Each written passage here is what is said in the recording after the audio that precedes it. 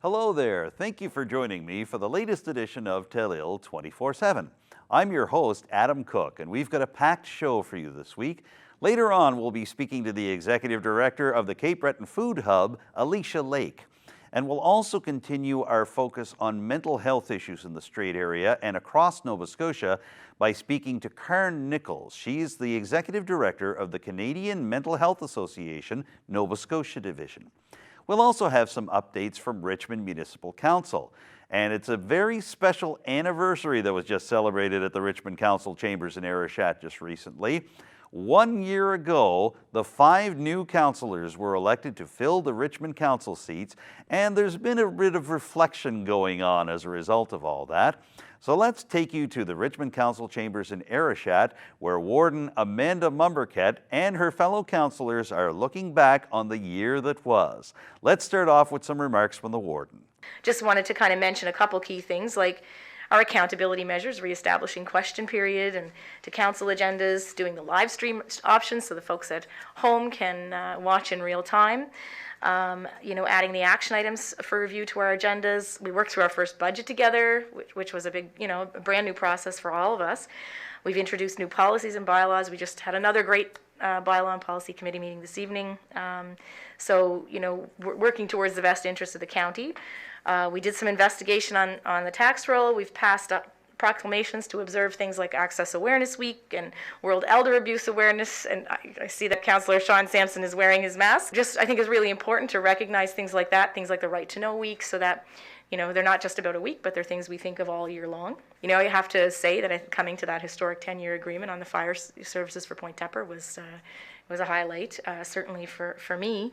And I just wanted to mention a committee that I'm particularly proud of is our Richmond County Accessibility Advisory Committee, which the Village of St. Peters has joined. And so there's been lots going on. One of the things I think I'm most proud of is how we behave as a council and how we are able to come to the table and we're able to have conversations that we don't necessarily all agree on, that we listen to each other's point of view, and that when we leave at the end of the night, we're typically joking and laughing as we go out to our cars. And I really value that piece in each and every one of our councillors and also our staff, and how we're able to always find a bit of a common ground no matter what we do. So I guess I wanted to say a thank you to everyone for that. And for me, that's probably what I'm the most proud of. I think with attitude like that, we're going to get pretty far.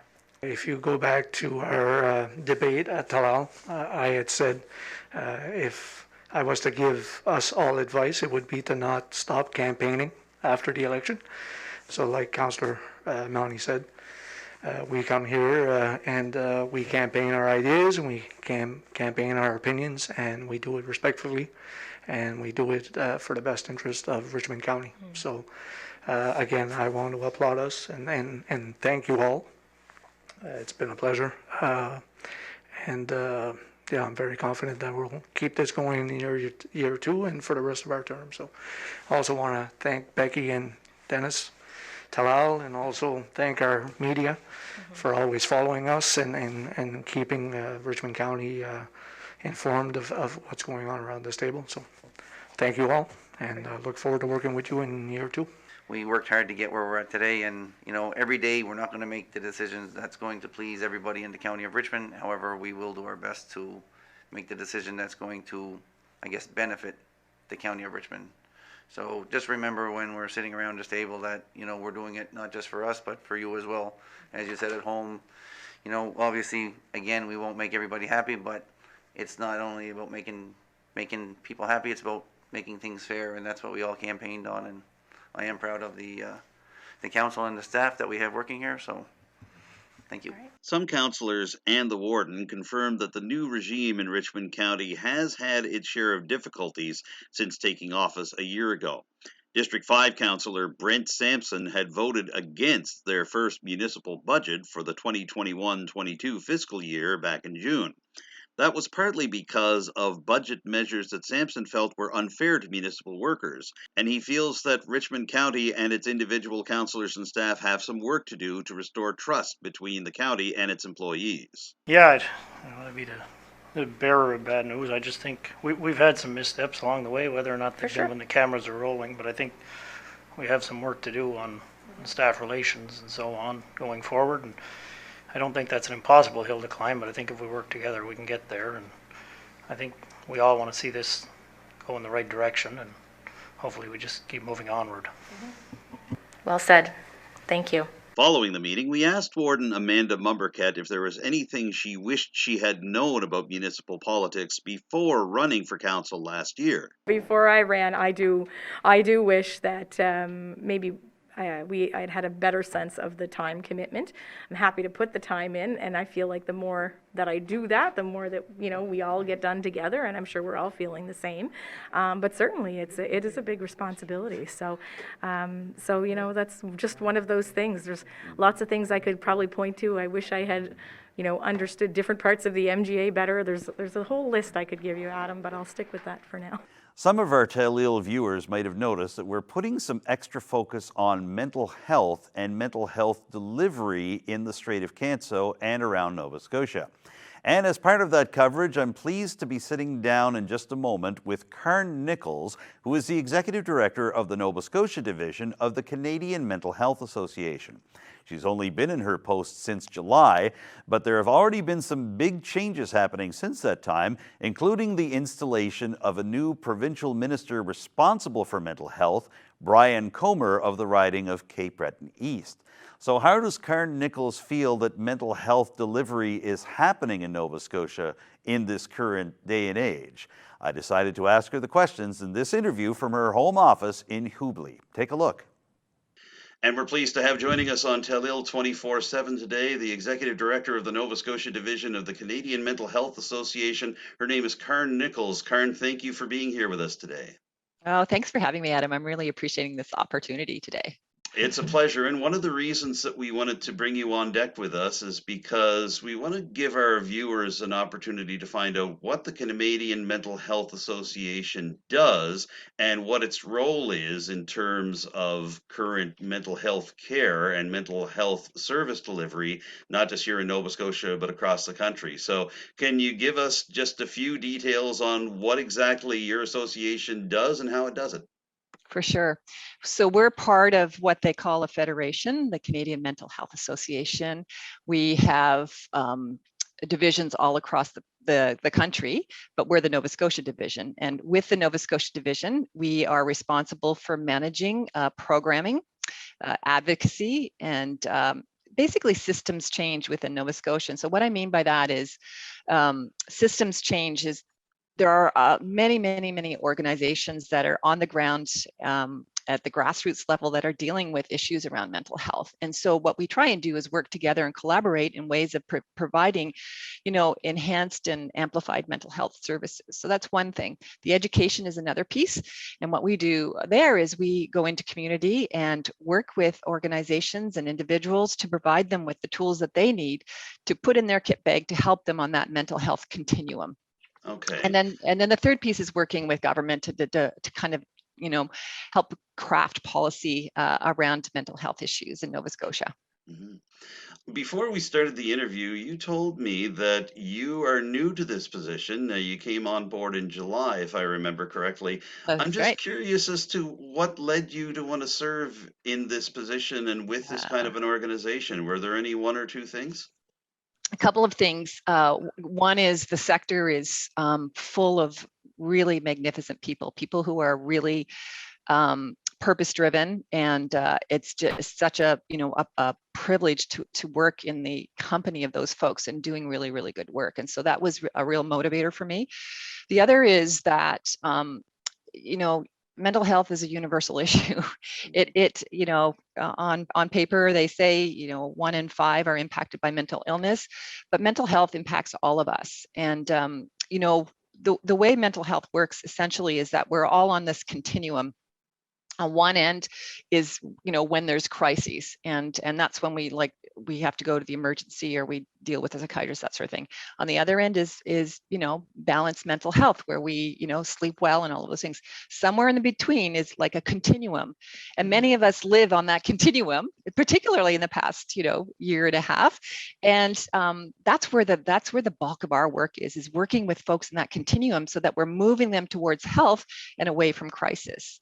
And that's, in my mind, that's the way I'd like to think about the work that we do. And so we're working on that continuum to help people move towards health. And so for me, in Nova Scotia, there's so much opportunity. And honestly, I think the time is now. The thing about COVID is that it has really, really amplified the conversations and really shown us as a community, where the cracks are. And I think there's good work to be done, for sure. Well, I appreciate you kind of minimizing it to this pandemic time and showing that it has become more difficult during that time for those on either end of the continuum, as you describe it. So let's look at it from that perspective then. How do you feel the current state of mental health service delivery and basically, as you say, getting to the cracks in the system? How do you feel things are going here in Nova Scotia right now? How would you describe it? I think there is room for improvement. There's no question about it. I think if you talk to anyone who's had to draw on the resources that are available, during the past 18, 20 months, but also prior to that, I think it would be a consistent bit of feedback. It's a complex situation that we're, living in. The thing about mental health is that often we think about it when we hit crises, but really mental health is impacted by what we call the social determinants of health. And those are things that are sort of what we call upstream. There are things like housing, food, education, race. All of those things impact the outcomes with respect to mental health. And so there is a deep desire to really push a lot of the work and a lot of the resources not away from crises, but put more towards that upstream sort of facilitation of understanding and supporting things like housing. We've heard a lot about housing, recently in the news, and it's all connected. It's all interconnected to the way we live our lives every day. So I think it is complex. I do think that there's more resources that can be put to those upstream kind of social determinants. I think, with respect to treatment, in Nova Scotia, $5 billion is dedicated to through the provincial budget to health spending, and 7% of that is dedicated to mental health, right? And so that is like the World Health Organization sets a benchmark at 10%. So we're below that. And so I think there's a lot of opportunity to kind of, shift that focus. I do think that, the province is, with this new government, there seems to be they're leaning into this. I think they're starting to get it, and I'm quite hopeful that that's going to change. The other thing that is really makes this difficult, and there's tons of opportunity out there, is the fact that it is a complex system. We were talking just before coming online that in this space of mental health, and because it's dealing with the upstream elements of health, there are many, many, many organizations that are actually tapping into, the service of mental health issues. And so for the person on the street, it's super confusing, right? And so, even when I was preparing to, apply for this role and doing my own research, I was quite confused as to, what is it that we do? And what would I turn to, CMHA for versus the crisis line, for example?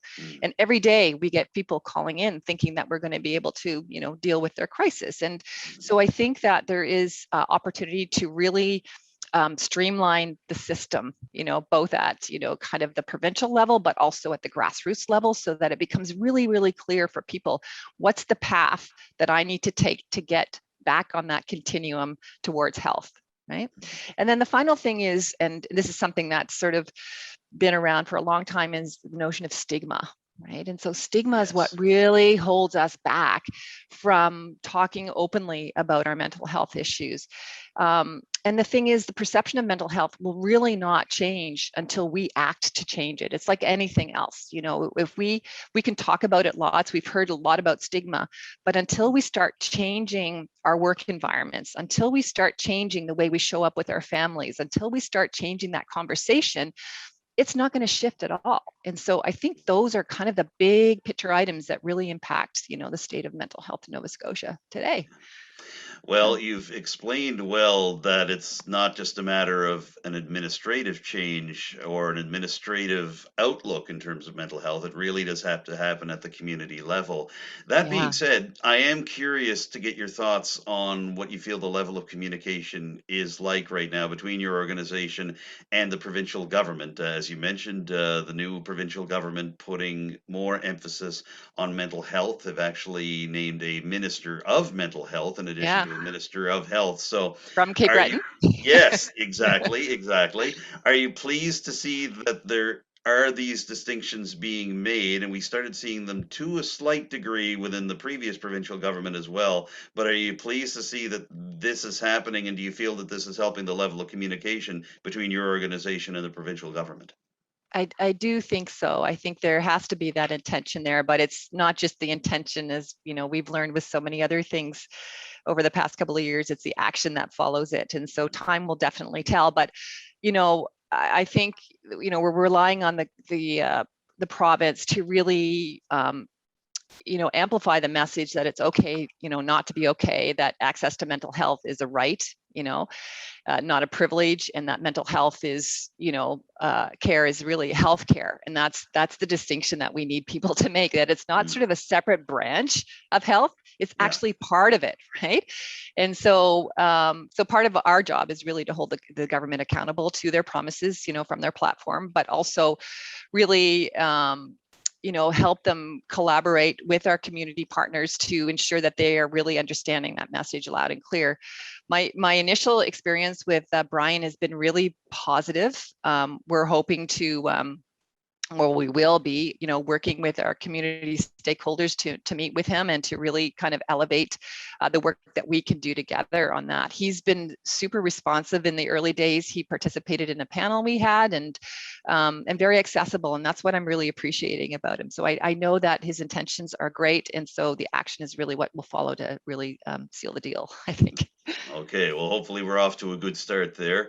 What are your thoughts then in terms of the relationship between your organization, which is a national organization, the Canadian That's Mental right. Health Association, and between your organization and the federal government? Obviously, you're overseeing the Nova Scotia Division, but we had a federal election as well, where much was said about the need to prioritize mental health services and treatment.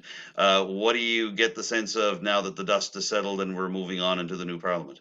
Yeah, it's really great. I heard some really good sound bites coming out of Ottawa yesterday with respect to the shift, the new folks that are kind of heading up the charge on the mental health portfolio. So that's good.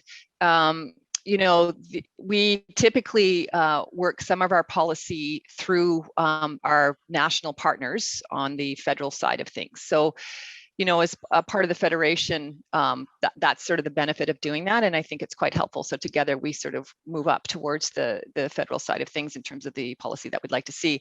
For the 2022 budget, there's sort of three key points that they're pushing towards. The government directly invests $57 million in core community health services and programs to ensure that we have access to the care that we need.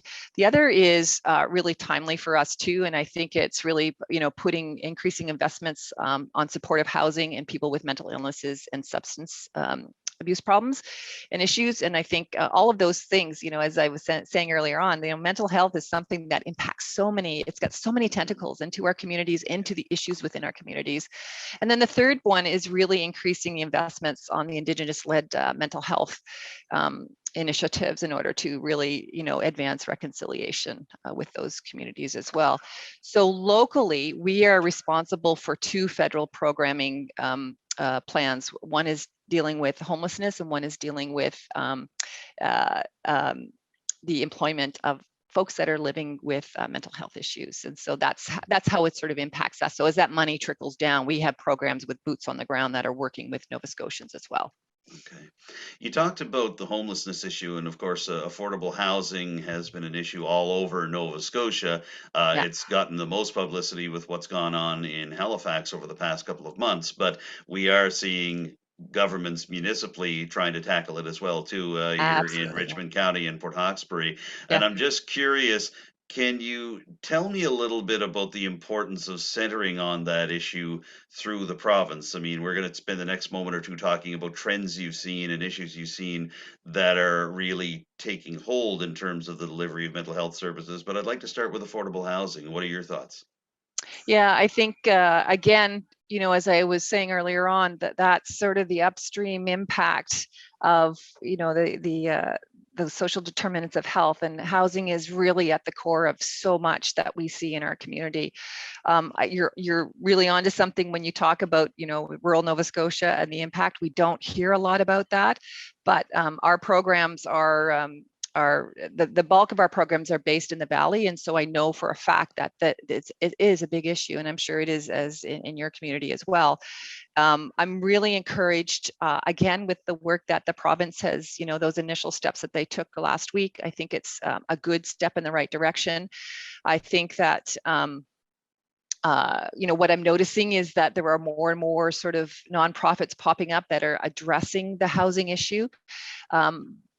But in the space, we need to work together as well. And I think that's one thing that we can really encourage is, a lot of these organizations to work together to have a sort of unified voice around how we are going to deal with it in each community in a way that's going to make impact and a difference in the long term. Well, picking up on that, I want to ask you if you feel that there are any trends or developments that you've seen over the course of your time as executive director, but even just in Yeah. the last year or two, in terms of mental health issues and trying to, as you say, fill in the cracks there. Obviously, we're not looking for you to say, well, this issue of Yeah. mental health is more important than another at this Yeah. point, because they're all Yeah. important. They all need to be taken care of, or you wouldn't be doing what you're doing and your organization wouldn't be doing what you're doing. But are you seeing some trends of any particular issues or problems that you and your organization hope to deal with in the short and the long term? Yeah, well, I'll give you a few Canadian stats, which are mostly to set the tone or the context, not to sort of direct us in any way. But I just sort of picked up on these, in advance of our conversation. So I'm just reading it here. The economic cost of mental health to Canadian healthcare and social support system was projected at 79.9 billion for the year 2021. So it's a big deal, right? Because public mental health services are unfunded, they have long wait times. Like in Cape Breton, I think it's 300 days. In Nova Scotia, it's 300 days. Can you imagine what that would be like for someone who is suffering to wait 300 days? I mean, it's on par with some of the other healthcare issues. I understand that, but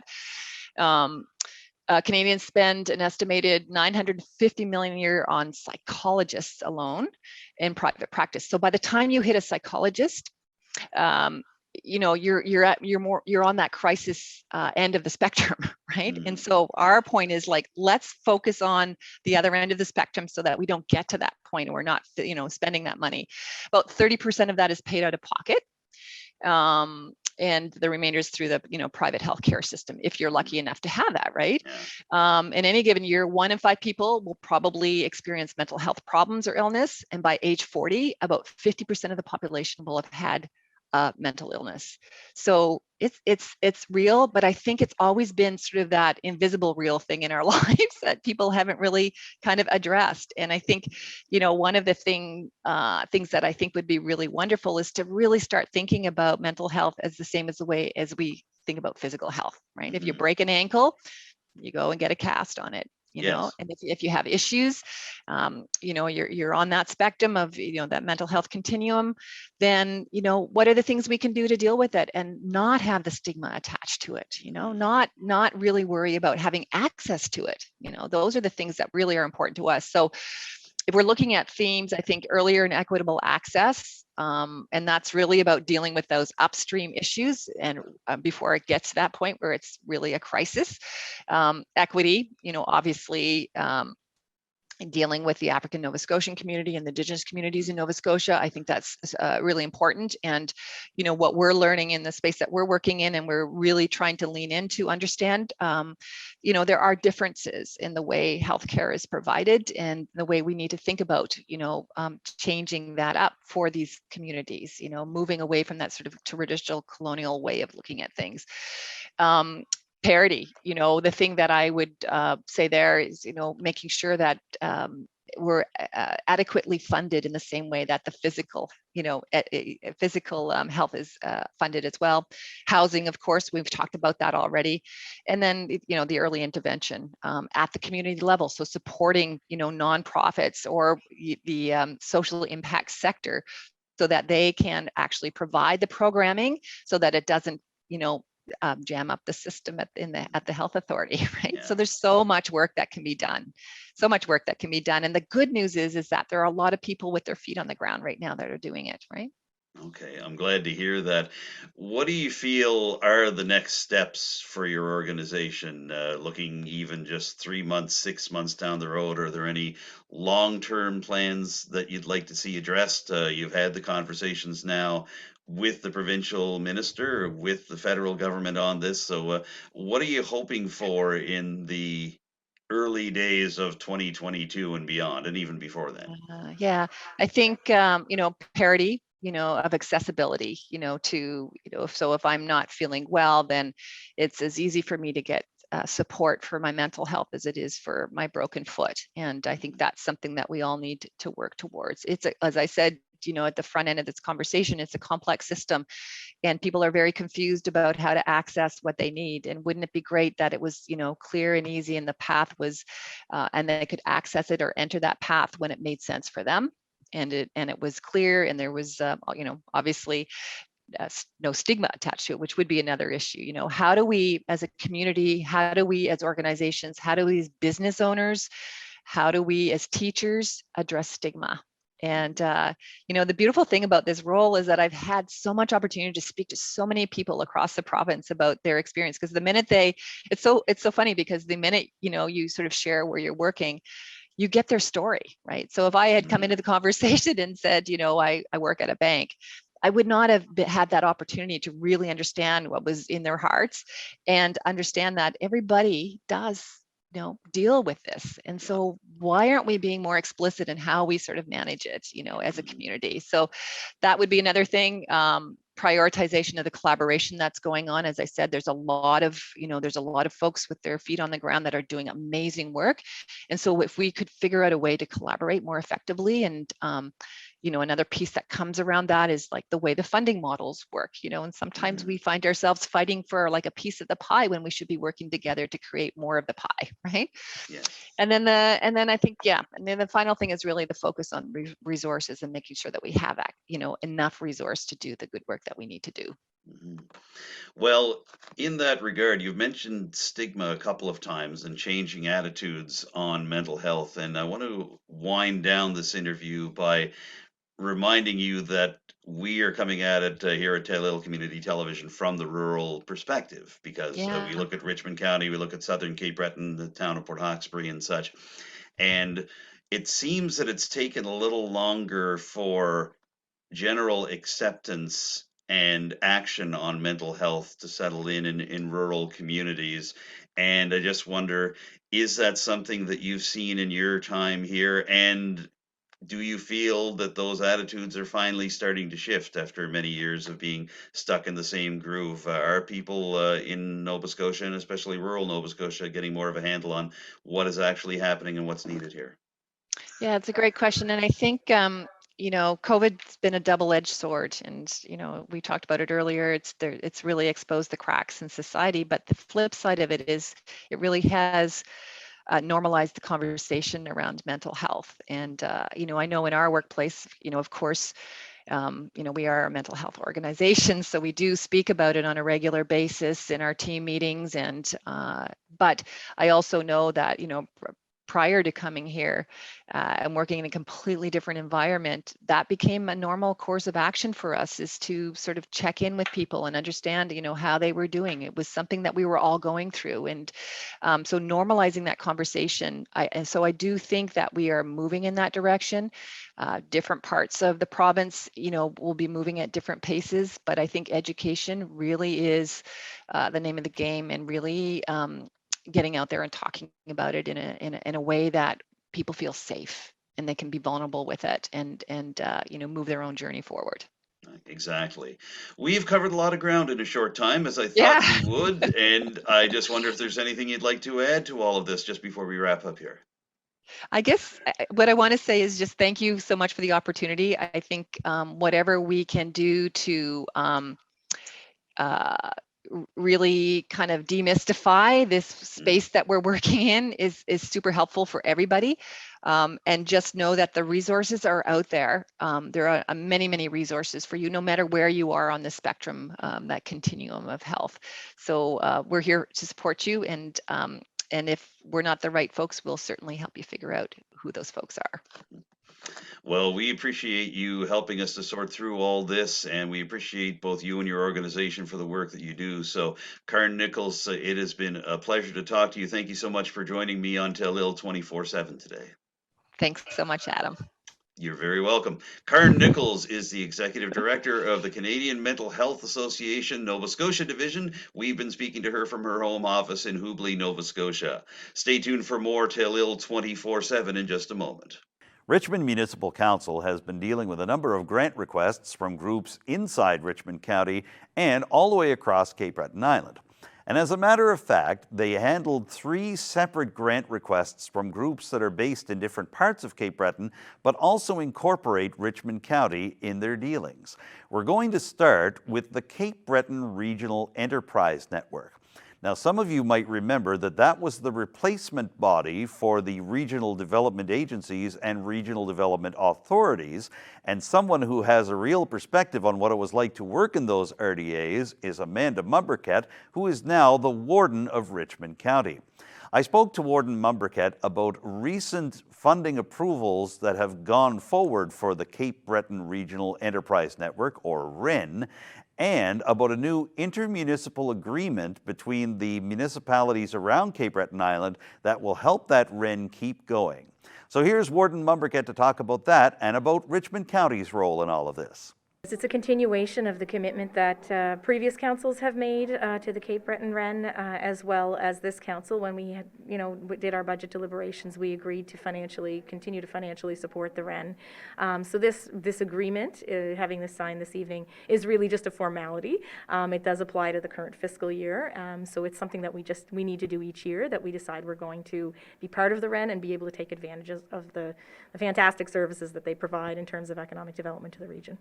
Now, the specific question I had for you, obviously you have a history with the Strait Highlands Regional Development Authority, or agency, I should qualify that, and the REN system, the Regional Enterprise Network, was the replacement for that. From the outside looking in, and especially now from your position as the warden, what's your assessment on how this has all worked and whether there's a comparison that can be fairly made between the RDAs and the RENs? Just what are your thoughts on it overall?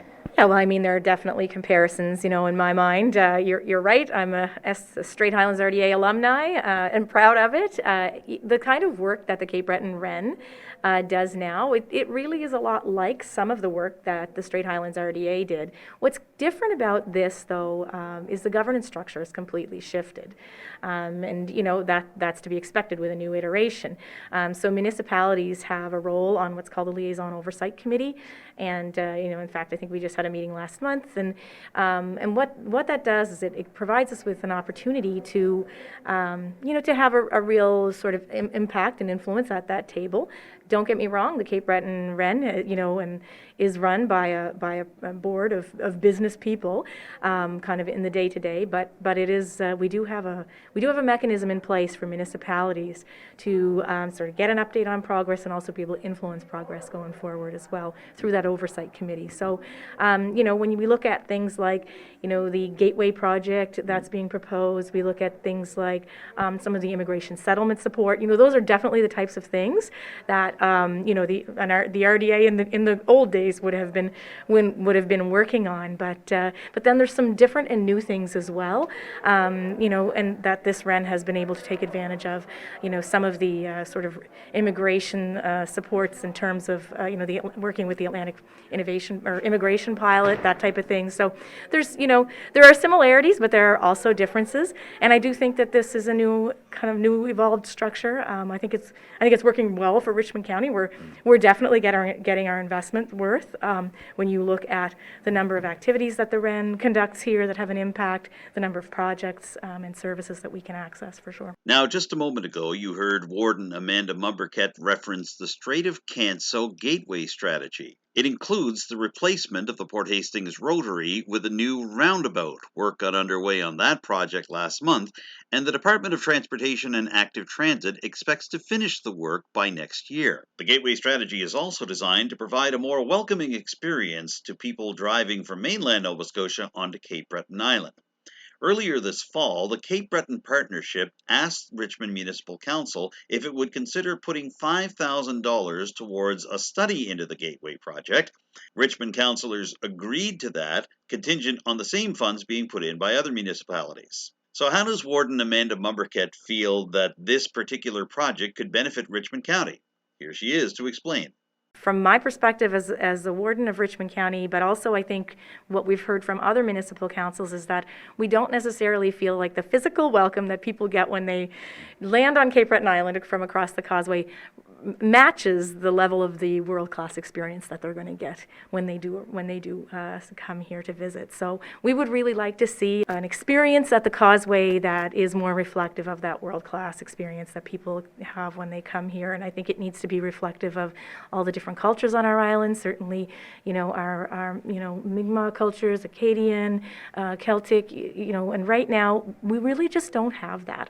So what is happening, and people have started to hear about it in the news, is the provincial government is looking at investing in a rotary or a roundabout project there. That means that there's going to be a lot of provincial dollars on the table, and what we're seeking to do is be ready to leverage those funds so that we could potentially attract additional public sector funds to create an experience that, like I said, is worthy of our beautiful island. Could some wrongs be righted and some gaps be filled in terms of making sure that Richmond County is promoted as part of the Cape Breton experience? Yeah, I think, there's no question, what we have to gain as a county as opposed to that regional perspective is 100%, making sure that we've got a platform that helps us convince people to take a right after they cross the causeway. There's no question about that.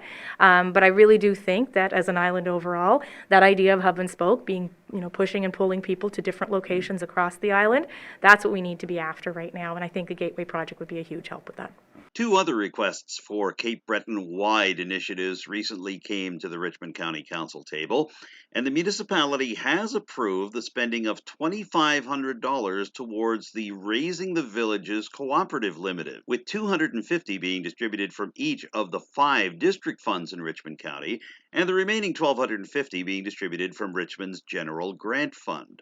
So why does Richmond want to get on board with this partnership between Strait Area municipalities and Indigenous communities? Here's Warden Amanda Mumberket to explain. Raising the Villages has done some incredible work with our First Nations communities. They are very focused on those early years of development for children.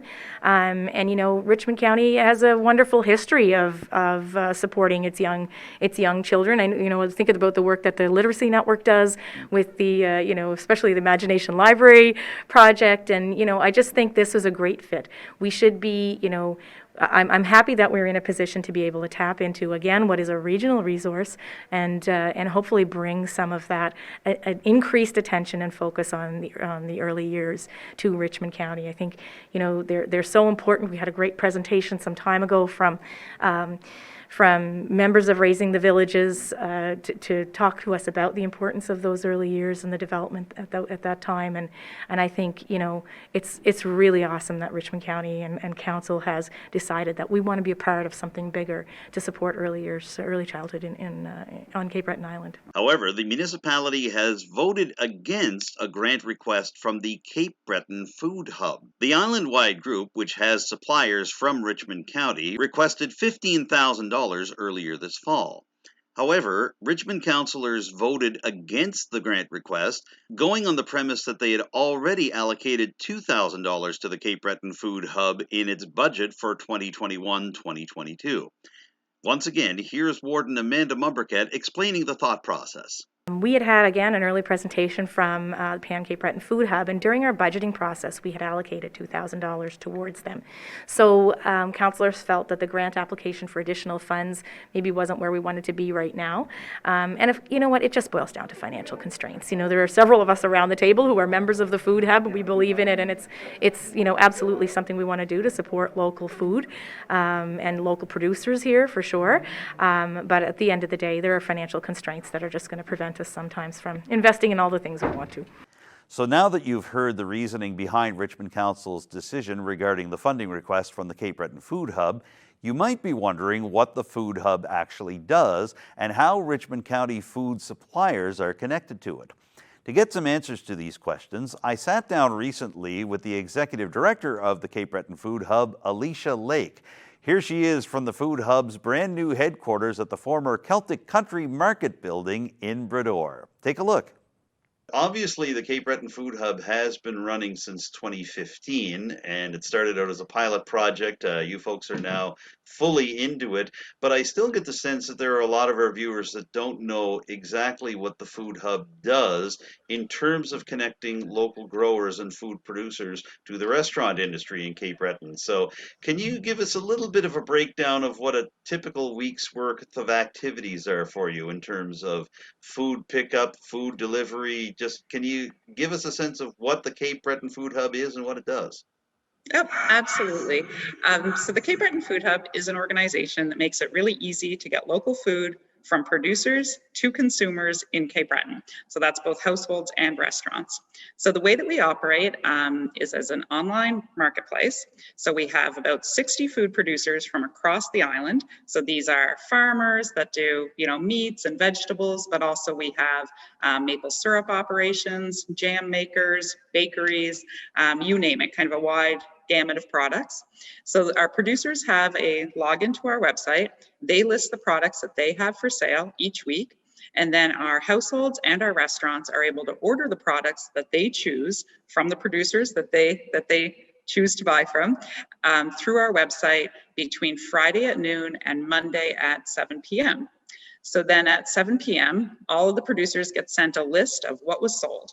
So for example, if they listed 500 pounds of carrots and only 100 pounds sold, they only have to harvest that 100 pounds. So very lean model, not a lot of waste, just in time production, we'll say.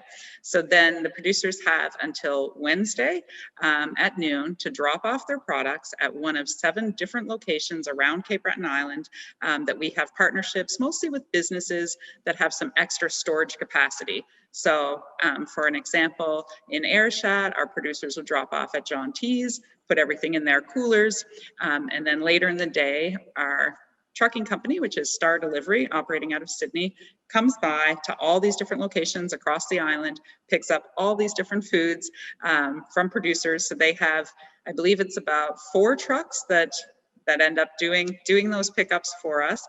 And what's really neat about that is that they're backhauling. So Star leaves Sydney with full trucks, delivers it all around the island. Then they pick up our products, bring them back into their warehouse in Sydney, and they hold it overnight. So they have refrigerated and frozen storage for us there. So then that all happens on Wednesday. It's kind of America. And then on Thursday, Star takes those products, so they deliver it directly to all the restaurants across the island. And then for our consumer locations, which we have in Sydney, Ingonish, Bedeck, and here in Boudreau, they deliver those products, and then we have either staff or volunteers who make up each person's order. And then we have partnership with a delivery company for the CBRM that picks up those orders, delivers them to people's homes. And then we have one great volunteer from Ilmadam, actually one of the owners of Pebble and Fern Farm that you probably know, Kieran Laughlin. So Kieran Laughlin picks up all the Richmond County orders in Sydney, puts them all in coolers, puts them in her car, and drives all across Richmond County and does those deliveries. Then we have products go to Bedeck, people pick up there. We have volunteers that deliver it in Inverness. same kind of situation. And then in Ingonish, we have a drop off there, and then people come and pick up their products in Ingonish. So it all kind of happens like miraculously. So just from sitting at your computer, you know, you can spend 5 minutes, place an order, and then you get food from across the island. So really the idea is, you know, we know that people want to buy local food, and we want to make it really, really easy. So the way to do that is, you know, ordering online and getting those deliveries. So that's kind of the nutshell of, you know, what we've been doing since 2015. You mentioned Pebble and Fern, and of course they are one of a half dozen Richmond County suppliers to the Cape Breton Food Hub. So can you talk a little bit more about the role that Richmond County plays in all of this? And I mean, you mentioned the drop-off pickup point over at Jaunty's Mini Mart in Arishat. So can you talk a little bit more about the importance of having Richmond County involved here? Yeah, so one of the really things about Richmond County is that there's an increasing number of producers and doing really cool products. So you guys have this amazing variety of foods being produced in your county. So if you think about, well, Pebble and Fern by themselves have a huge variety with their vegetables and also their preserves, but also you have, you know, fabulous meat being produced in Roberta, for an example, in Arishat with the lamb, and also, you know, coffee being roasted in St. Peter's, which is really neat. There's a few honey producers in Richmond County, so they're, you know, now selling through the Food Hub, which is really cool. And then another really cool project that's happening is the Richmond River Roots Market Garden Society. Yes. Yeah, so they've been selling through us. We were able to help them out with we're renting a high tunnel to them so they can like extend their season.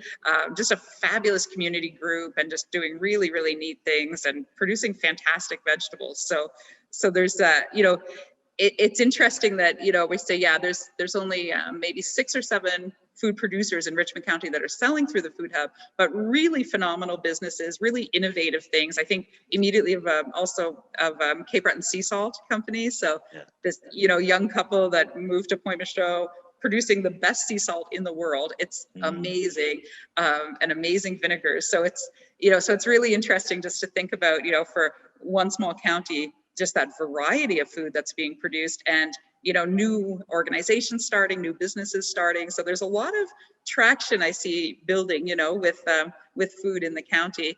And then of course, we're really happy to be able to support that, and, you know, Star does those pickups there, gets all that food in.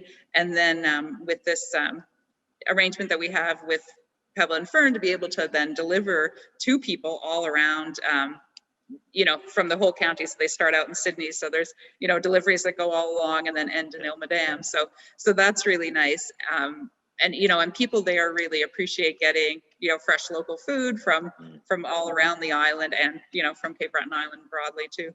Yeah. Alicia, I'm curious to pick up on the development that you mentioned, the Richmond River Roots project over in River Bourgeois, and some of the smaller distributors you have there too. Can you tell me a little bit about whether these types of projects are ones that you're hoping that the Food Hub had a role in basically encouraging, you know, that the idea is that you're not simply going to the long-time, well-rooted giants of the agriculture industry in Cape Breton like Eiking Farms, that you're hoping to encourage more people, both individual entrepreneurs and communities as well, to be able to set up their own operations all the way around Richmond County and all throughout Cape Breton Island. We kind of have thought a lot about this, you know, before we started the pilot project with the Food Hub. And it's like, you know, what are all these different challenges? So for, you know, somebody to grow food and then try to market it and distribute it and collect the money for it, and, you know, there's too many barriers at the end of the day. So what we're trying to do is create infrastructure so that people starting food businesses, particularly farming, can actually find an easy way in to the market, right? So we take away all that work for them of trying to find that market, trying to distribute to that market, trying to collect money from that market. So it's kind of like this middle piece for them so that they can concentrate on what's important, which is producing the food. And that's, you know, and that's the part that they love, right? Is doing that that production side of it. So for us, it's all about making it really easy for them and helping them get to new markets and stay viable. So we know that the Food Hub is encouraging people to move to Cape Breton and start farms, which is really exciting. Not something that we anticipated happening so soon, but there's definitely a sense that with this added infrastructure, with this added help, you know, it's possible now. It's not going to be easy, but it's possible to run a food business in Cape Breton and be successful. Now, speaking of things that you don't anticipate, when you were putting your pilot project together back in 2015, you didn't see a worldwide pandemic coming around just 5 years later. But the sense I get looking at your operations is that while there were initial difficulties, of course, as will always happen in the case of the food handling side of things, that you did not only as a food hub succeed and manage to survive during the pandemic, but it seems like you also thrived as well. It looks like, based on your year-end report, you turned in a bigger profit than you did the previous year. Can you tell me a little bit about making the food hub work both for the suppliers and the restaurants and the consumers over the course of COVID-19 over the past year and a half? Definitely presented a lot of challenges, but it also really helped people just to start that thinking process about where does our food come from, and you know, how can it possibly be that we're so dependent on this global supply chain that is extremely complicated and dependent on so many different things. And I think that's really what COVID-19 did, is it showed us where the cracks were, right? And where those weaknesses were and those linkages. So I remember right at the beginning of the pandemic, like probably like late March, maybe the first week of April, someone sent me pictures, texted me, you know, pictures on my cell phone of the grocery store in St. Peter's that had run out of chicken, right? And that was, you know, shocking. They were, you know, really actually scared, you know, saying, oh my goodness, like what is going to happen? And I think we all had to stop and really think about it and say, okay, you know, if our food supply is coming from all around the world and we don't know what's going to happen around the world, like whether it's, you know, shutdowns because of the pandemic or, you know, the climate crisis that's happening, you know, there's serious issues and serious things that lead us to be very vulnerable. And then on the other hand, you know, we have food producers here in Cape Breton trying to run businesses, trying to support their families. So what a great opportunity for us to support them and, you know, and to put our money into what we want to see and, you know, invest in our health. And, you know, and the best way to do that is with what we eat, right? So I think that side of it and that thinking really advanced a lot during the pandemic. And I think that, you know, for us, we were able to support the farmers because that was a big problem when all the farmers markets closed, you know, so, you know, we were able to kind of come in and allow that, that local supply chain, that linkage between the consumer and the producer to continue on during the pandemic. And I think, you know, really grow stronger during the pandemic because more and more people started thinking about supporting local, and that's continued on. So, you know, even now, like then, right now our sales are still as high as they were in 2020. This month they did go down a bit. There was some early 2020 sales that I don't know if we'll ever, well, we'll see them again, but probably not for about 5 years. But right now I can tell that the interest has stayed up and that people are still really interested in supporting local farmers, and it's really really increased how we, or really changed how we think about where our food comes from. And the flip side of that equation, Alicia, is that it's just been a terrible time for the restaurant and food service industry. And I've noticed that there are a couple of restaurateurs that have said in public and also on the Cape Breton Food Hub website that they might not have survived without the food hub's delivery services and being able to get locally sourced food to them. So can you tell me a little bit about that and just about the role that you and your colleagues and all the producers have played in helping the restaurant industry in Cape Breton during this troubled time? Yeah, definitely. So some of our restaurants have really transformed their whole menus into local food. So so it's really important for them to be able to like access a wide variety of local foods from here. And the restaurants are, you know, I mean, this is a really, really challenging time for them. But it's been interesting to see some of the restaurants that we deal the most closely with, have actually, you know, they've done okay during this time. They are building their reputation there. People are learning that the food there is phenomenal, you know, like, and my chefs always say to me, you know, Alicia, when we start out with great ingredients, we don't have to work that hard. And I think, and it's true, you know, the food comes out fantastic. So I think of, you know, Telegraph House in Bedeck, for an example. They've been doing local food for a lot of years. You know, and they had a very busy season, you know, this year.